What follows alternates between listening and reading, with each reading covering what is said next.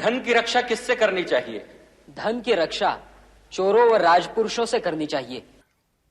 दोस्तों, अभी budget session जैसे स्टार्ट होता है तो हमारी जो फाइनेंस मिनिस्टर है निर्मला सीतारमण जी, उनके द्वारा एक अनाउंसमेंट दिया जाता है कि जी हम जो 1961 का इनकम टैक्स एक्ट है ना, उसको रिप्लेस करेंगे आज की सर्कमस्टांसिस को ध्यान रखते हुए। अब क्या है कि 13 फरवरी 2025 को finally new income tax bill जो है वो लोकसभा में इंट्रोड्यूस हो चुका है। अब उसमें कुछ ऐसे प्रोविजंस है जो कहीं ना कहीं एक इंडिविजुअल की प्राइवेसी को, जो कि फंडामेंटल राइट के तौर पे देखी जाती है, वो भी कॉम्प्रोमाइज करेगी। जैसे कि यहां पर इनकम टैक्स डिपार्टमेंट को सीधी ये पावर दी जा रही है कि इनकम टैक्स डिपार्टमेंट की तरफ से जो भी ऑथराइज्ड इंडिविजुअल्स हैं उनको ये पूरा अधिकार होगा कि वो किसी इंडिविजुअल का जो कि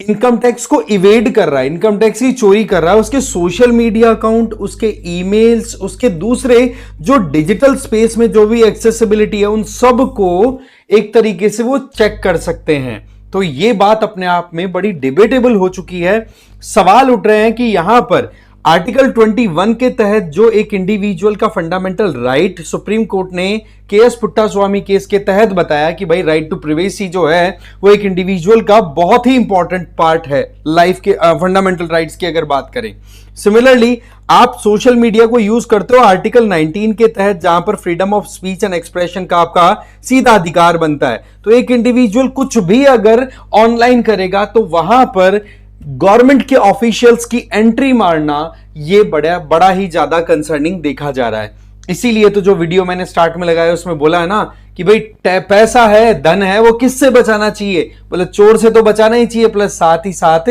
कहीं ना कहीं राज पुरुषों से भी बचाने की जरूरत है, क्योंकि फिर वो किसी भी तरीके से प्रॉब्लम क्रिएट कर सकते हैं। अब इस बात पर आपकी क्या राय है प्लीज कमेंट करके जरूर बताना। ये पुराना चाणक्य जो सीरियल था ना, उससे मैंने एक क्लिप निकाली थी। खैर मुद्दा ये है कि अभी फिलहाल ये एक तरीके से अप्रूवल सा दे दिया गया है कि सर्च करना,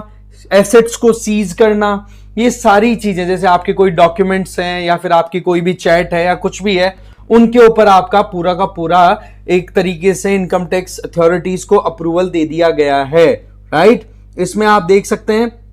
कि जो अधिकारों का जो मामला है उसको लेकर के बहुत ज्यादा क्रिटिसिज्म हो रहा है, और बाकी डिटेल मैं आपको अभी बताऊंगा। बट उससे पहले मैं आपको बताता हूं PWIS की तरफ से आपके बहुत सारे कोर्सेज चल रहे हैं उनके बारे में, और साथ ही साथ आप मुझे फॉलो कर सकते हैं इस QR कोड को स्कैन करके टेलीग्राम पर। कोर्सेज की अगर बात करें तो इसमें आपके देखो 2026 के एस्पिरेंट के लिए, 2025 के एस्पिरेंट के लिए मीडियम वाइज कोर्सेज रन हो रहे हैं। जैसे हिंदी वाले, इंग्लिश वाले हैं ना, उनके लिए तो टाइटन है, अपना ईयर डिसाइड कर लेना जो भी है। इसी तरीके संकल्प और प्रहार कोर्स चल रहे हैं हिंदी और इंग्लिश मीडियम के लिए, बस आपको अपना साल ध्यान रख लेना है। इनमें आपको लाइव एंड रिकॉर्डेड क्लासेस मिलेगी, जिसमें GS तो है ही, प्लस CSAT भी आपको दिया जा रहा है। इसके अलावा आपको प्रैक्टिस करवाने का भी पूरा मौका, जिसमें प्रीलिम्स और मेंस भी इंक्लूडेड है, और साथ ही साथ आपको PDFs भी दे दी जाएंगी, जिससे कि आप अपनी सेल्फ स्टडी अच्छे से कर सके। एडमिशन बिल्कुल ओपन है, डिटेल्स है वो डिस्क्रिप्शन बॉक्स में शेयर है, चेक कर लीजिए। अब देखो बात कुछ ऐसी है कि 1961 का जो पुराने वाला एक्ट है ना, उसमें तो देखो सेक्शन 132 है ना, वो जो भी ऑथराइज्ड ऑफिसर है इनकम टैक्स डिपार्टमेंट की तरफ से, उनको ये पूरा अप्रूवल देता था कि वो सर्च कर सकता है, ठीक है, कि हाँ भाई कहीं पर भी किसी ने अगर टैक्स की चोरी की है, रेड मारनी है, तो वो सर्च के लिए जा सकते हैं। कहीं पर भी एसेट्स ऐसे लगे कि भाई ये तो ऐसा एसेट है जो कि इनकम टैक्स ITR फाइल करते टाइम पे इंडिविजुअल के द्वारा शो नहीं किया गया था, और अभी के टाइम पे इसके पास में ये एसेट है, इसका मतलब अनडिस्क्लोज्ड एसेट है ना, तो उसको सीज करने का भी पूरा अधिकार दिया जाता था। इसके अलावा आपके कोई भी बुक्स हैं, डायरी में कहीं पे कोई हिसाब किताब कुछ लिखा हुआ है जो कि अकाउंट में नहीं लिया है आपने अपने टैक्सेशन से रिलेटेड, तो वो भी इसके अंदर आपका इंक्लूड हो जाता था। दैट मीन्स कहीं ना कहीं ऑथराइज्ड ऑफिसर्स को पूरी पावर दी हुई थी कि जो फिजिकल एसेट्स हैं उनको जाकर के आप सर्च कर लीजिए और सीज कर लीजिए। इसके अंदर आपकी इनकम जो हो सकती है अनडिस्क्लोज्ड, या कोई प्रॉपर्टी है या कोई डॉक्यूमेंट है, वो सारा इंक्लूडेड इसमें हुआ करता था। मान लो कहीं पर कोई दरवाजे के ताला लगा हुआ है और इनकम टैक्स अथॉरिटी ये पूछ रही है कि भाई आप जो कुछ भी आपके पास में ये प्रॉपर्टी है या फिर ये जो दरवाजे के पीछे जो कुछ भी आपका एसेट है, तो उसको हमें देखना है। अगर आपने वहां पर कीज नहीं दी तो उनको उसको तोड़ने तक का भी अधिकार दिया जाता था। तो कहने का मतलब पहले फिजिकल मामला था, बट आज का जमाना वर्चुअल चल रहा है ना, तो इस वजह से नया जो इनकम टैक्स बिल 2025 का इंट्रोड्यूस हुआ है उसमें वर्चुअल डिजिटल एसेट स्पेस का भी प्रोविजन रखा है, जो क्लॉज 247 के तहत साफ साफ ये कहता है कि ऑथराइज्ड ऑफिसर फिजिकल प्रॉपर्टीज को तो चेक कर ही सकते हैं एग्जैक्टली वैसे ही जैसे कि 1961 के तहत किया करते थे, बट आजकल वर्चुअल काम होने लग गया जहां पर कंप्यूटर सिस्टम आपका स्मार्टफोन्स है, तो वहां पर आप क्या रखते हैं कि आप पासवर्ड लगा करके रखते हैं, आप लॉक लगा करके रखते हैं। अगर आपने वो पासवर्ड या लॉक शेयर नहीं किया तो यहां पर जो भी ऑथराइज्ड अथॉरिटी या आईटी डिपार्टमेंट की तरफ से वो आपके डिवाइसेस को अनलॉक करवा सकते हैं, हैक करवा सकते हैं। ये सारे जो बात है ना, ये वाकई में बड़ी कंसर्निंग दिखाई पड़ रही है। सवाल यह आता है कि किन किन चीजों को वर्चुअल डिजिटल एसेट के तौर पे आपका या वर्चुअल डिजिटल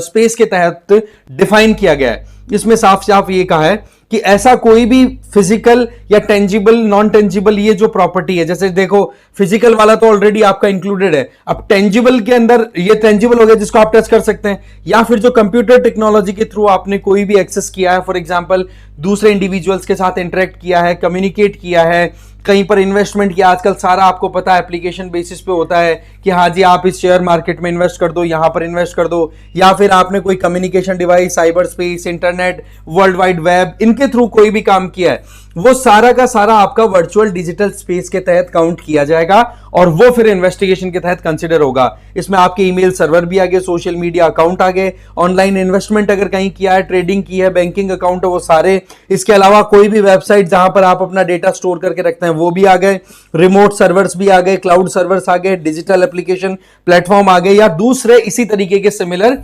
प्लेटफॉर्म जहां पर आप अपना डेटा या अपना रिकॉर्ड मेंटेन करके रखते हैं, उन सब की इन्वेस्टिगेशन के लिए यहां पर अप्रूवल दे दिया गया है। और क्लॉज 247 के तहत यह भी बताया है कि कौन इसको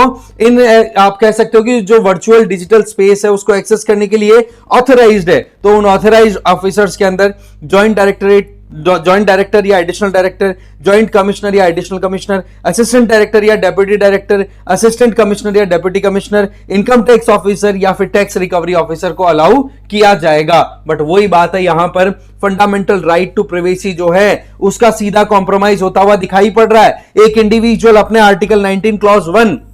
सब क्लॉज ए जिसके तहत freedom of speech and expression का प्रोविजन है, तो एक इंडिविजुअल सोशल मीडिया पे कुछ अगर शेयर करता है, वहां पर कोई बातचीत करता है, अपनी प्राइवेट बात भी कर रहा है पैसे के सेटलमेंट से रिलेटेड या कुछ और, तो वो कहीं ना कहीं सीधा सा वल्नरेबल हो रही है, एक्सपोज हो रही है। और सबसे बड़ी प्रॉब्लम क्या आ रही है कि यहां पर अगर आईटी डिपार्टमेंट के द्वारा कोई भी इन्वेस्टिगेशन या सर्च सीजर किया जाता है तो सबसे बड़ी प्रॉब्लम है कि वहां पर कोई जुडिशियल प्रोसीडिंग का प्रोविजन नहीं है कि हाँ जी आप यहां पर फंडामेंटल राइट को कॉम्प्रोमाइज करोगे तो क्या जुडिशरी की तरफ से कोई यहां पर इन्वॉल्वमेंट है, तो आंसर इज नो। तो यहां पर ये तो कंप्लीट एब्सोल्यूट एग्जीक्यूटिव अप्रोच होने लग गई जो कि प्रॉब्लम क्रिएट कर सकती है। डेमोक्रेटिक सिस्टम में तो चेक्स एंड बैलेंसेस का प्रोविजन है, और आपको मैंने पहले बता दिया कि राइट टू प्राइवेसी जो है वो कहीं ना कहीं हमारे ऑलरेडी आर्टिकल 21 के तहत हमारे फंडामेंटल राइट के तौर पे देखा गया है। और स्टेट को तभी राइट टू प्राइवेसी को ब्रीच करने का अधिकार मिलेगा जब उनके पास में लीगली नेसेसिटी और प्रोपोर्शनैलिटी का जो प्रोविजन है उसको फुलफिल करने के अच्छे खासे डॉक्यूमेंट, अच्छा खासा कॉन्फिडेंशियल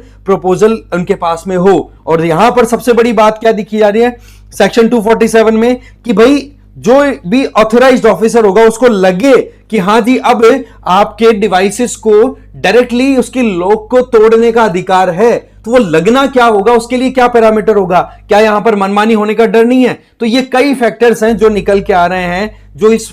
आईटी बिल के तहत के ऊपर सवाल उठा रहे हैं कि भाई आप यहां पर नई चीज लाने के चक्कर में कहीं पर प्रॉब्लम तो क्रिएट नहीं कर रहे हो। वहीं दूसरी तरफ आपको खुद को ध्यान होना चाहिए कि जो डेटा प्रोटेक्शन है वो भी तो एक अपने आप में प्राइवेसी का पार्ट हो गया। तो एक इंडिविजुअल अगर अपना डेटा स्टोर करके नहीं रखेगा तो कितनी ज्यादा प्रॉब्लम्स हो सकती है। बट अगेन यहां पर इस बिल के फेवर में भी एक आर्ग्यूमेंट आता है कि देखो लोग आजकल सारा का सारा ऑनलाइन ट्रांजैक्शन करने लग गए हैं, ऑनलाइन ही अपने एसेट्स को मैनेज करने लग गए हैं, तो ऐसी परिस्थितियों में कहीं ना कहीं इस तरीके के अधिकार देने जरूरी थे। बट इस तरीके के अधिकारों का क्या अथॉरिटीज के द्वारा मिसयूज नहीं हो सकता, ये अपने आप में एक बड़ा सवाल है। इस पूरे मामले पर आपका क्या सोचना है कमेंट करके जरूर बताना। बाकी जो भी इंपॉर्टेंट अपडेट था वो हमने देखा। इस वीडियो में इतना ही। Thank you very much.